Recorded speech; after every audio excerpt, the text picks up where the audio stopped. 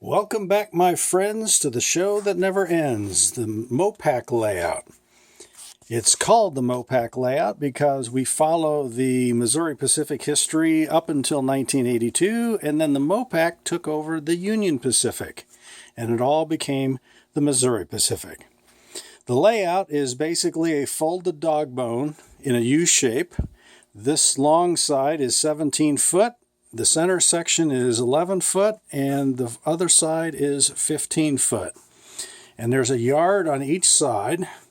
This yard represents Neff Yard in Kansas City, while the yard over in the center of the middle section represents Fisher Yard over on the Kansas-Colorado border. We basically have trains running in the computer software for all the way from St. Louis to Denver, but we only model which crosses Kansas.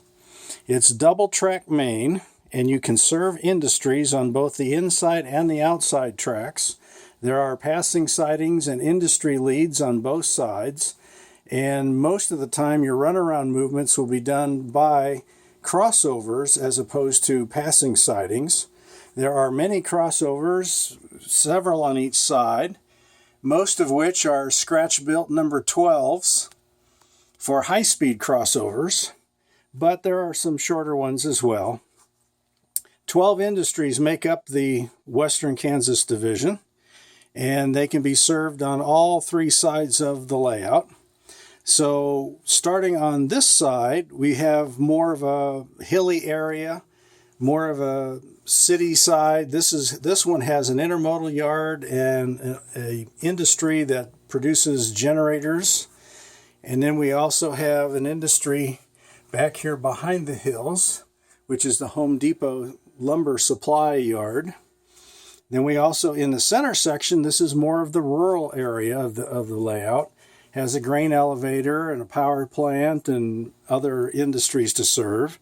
And then this is the more of the small city scene along the long side, and it has several industries.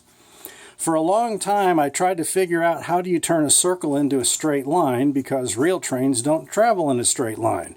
So it finally dawned on me that just because I have buildings grouped together in a city scene doesn't mean that all the buildings have to be in the same city. So you will start from a yard, you do 2 laps, you find your industry, you do your switching, and then you do 2 laps and you may be on the other side of the layout. And so it goes. All of the operations are controlled by the Ship It software from Albion Software. They have complete switching lists that show all the cars by individual number. You're dropping off, setting out, the cities you need to go to. All of the control is by Digitrax. In this particular instance, we have a DCS 200 for the command station, and all of the throttles are DT 400 series. There are 3 of them, at least for now.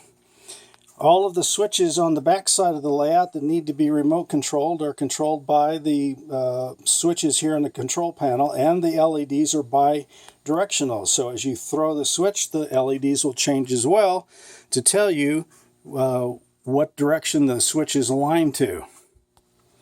This yard is the Fisher Yard. This is where you're over by the Colorado border, and you're going to be leaving and heading eastbound. This train is long enough that it's actually doubled up on 2 tracks, and it's primed and ready to go. Over on the other side of the state, you have Neff Yard, and this train is also primed and ready to go. And everything is set and ready. And we're going to start an operating session. What we're going to do is take you through an operating session step by step so that you can see all the different switching that needs to be done.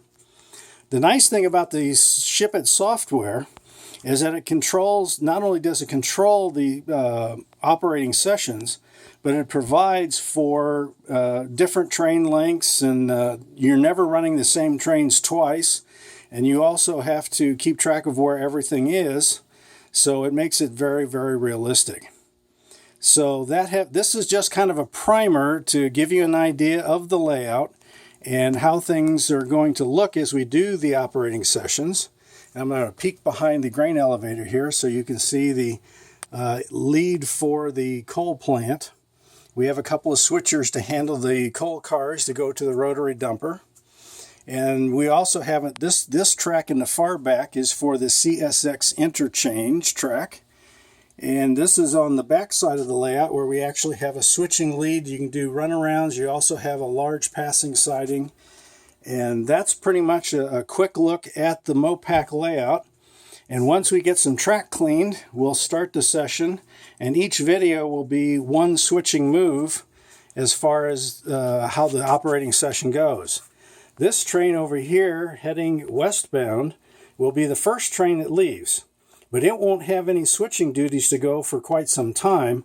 So it will basically, when I'm operating by myself, I let that train that I'm not operating just orbit slowly so that it simulates more heavy traffic on a double track main line.